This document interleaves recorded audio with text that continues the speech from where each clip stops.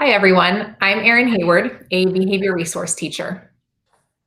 And I am Debbie Whiteford, also a behavior resource teacher. We're going to share our screen with you.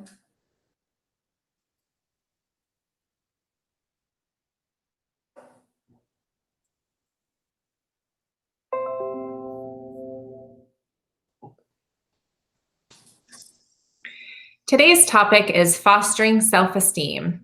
So what we can do as parents to help our kids grow their self-esteem even more. Our goals for today's lesson are: what is self-esteem? Why is self-esteem so important? How does self-esteem develop? And what you can do to help foster your child's self-esteem. So first, what is self-esteem? Self-esteem is how people feel about themselves, both inside and out. Impacts of a high self-esteem and why it's so important. Your child's self-esteem affects how well they do day to day. It affects their relationship with you and with others around them. It impacts how they do at school and in social situations. And then later in life, it will affect how well they do in the workplace. Positive self-esteem helps children have the courage to be their own person. It also helps them to believe in their own values and to help them make the right decisions under pressure. It also helps them handle stress and life challenges, makes them choose healthier choices, and it helps them to have the confidence to say no when faced with dangerous situations or activities. Children with higher self-esteem are more likely to be happier, make friends easily, and enjoy more social activities. They're also more likely to be enthusiastic about new activities, to be able to play on their own and with other children, and it helps them to talk more comfortably with others, including adults, without much encouragement from us. So, how can we help? How can we help our children learn to do things? At every age, there are new things for kids to learn. There are new milestones to reach, like sitting up, crawling, walking, talking, feeding themselves, dressing themselves, making school decisions for themselves, making friend decisions. Even during babyhood, like learning to hold a cup or take first steps sparks a sense of mastery and delight.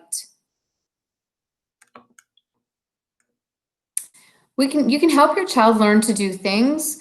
As your child grows, things like learning to dress, reading, riding a bike are all perfect chances for self-esteem to grow. Set an example. Being a good role model is important. Teaching how to demonstrate grit, which means to keep working towards a goal even when there are challenges or barriers. Show your child that it's important to stick with it, even when facing a challenge. If they stick with a task that's hard and are successful, their self-esteem will skyrocket. By setting a good example, your child learns to put effort into doing their homework, cleaning up toys, making the bed, and is proud of their efforts, boosting their self-esteem. Modeling the right attitude counts too. When you do tasks cheerfully without grumbling or complaining, you teach your child to do the same. It's not always going to be possible. Sometimes we're frustrated with something we have to do and we may grumble, but just remember, they're seeing you grumble. It's much better if you can try to do the task without complaining.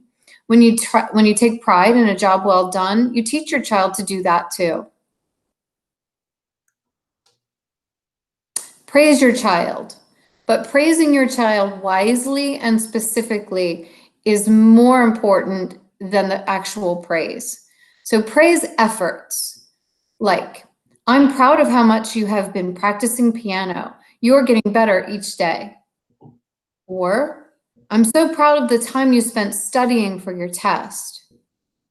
And then there's always a social situation. I'm very proud of how nicely you spoke to your friend, even though he wasn't being very kind. Pitfalls of praise. Believe it or not, there are some pitfalls to praise. You can overpraise. So we want to avoid overpraise because it loses the effect if there's too much praise given.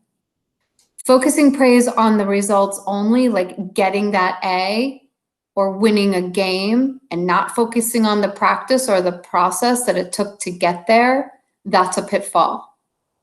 Focusing on fixed qualities like being smart or athletic or beauty, those can also be pitfalls.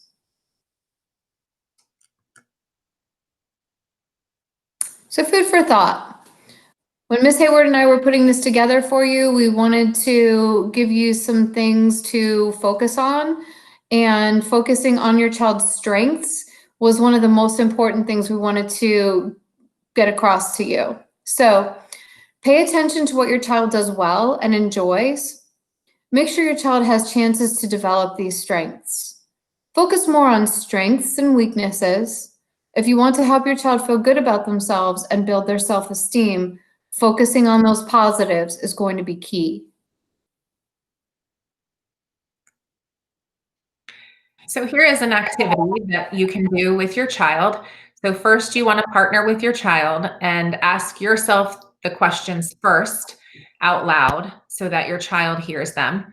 And then have your child take a turn answering those questions as well. And some of those questions are, I was really happy when, I'm proud of, something that makes me unique. Let your child hear those things about you and then have them take a turn as well. Here's another checkup type list. Again, partner with your child and rate yourself so that they hear you, and then have your child take a turn as well. And some of these examples, I feel good when I get compliments. I like the way I look, and give yourself a rating on how you feel about those things. And then again, we are never too old for hugs, even in those fun tween and teen years. Some ways that we can help our children build self-esteem, showing them that you trust them by letting them make appropriate decisions. You also want to make sure that you're a good listener, and you want to model that healthy self-esteem. And just remember that sometimes we all need a hug, no matter how old we are.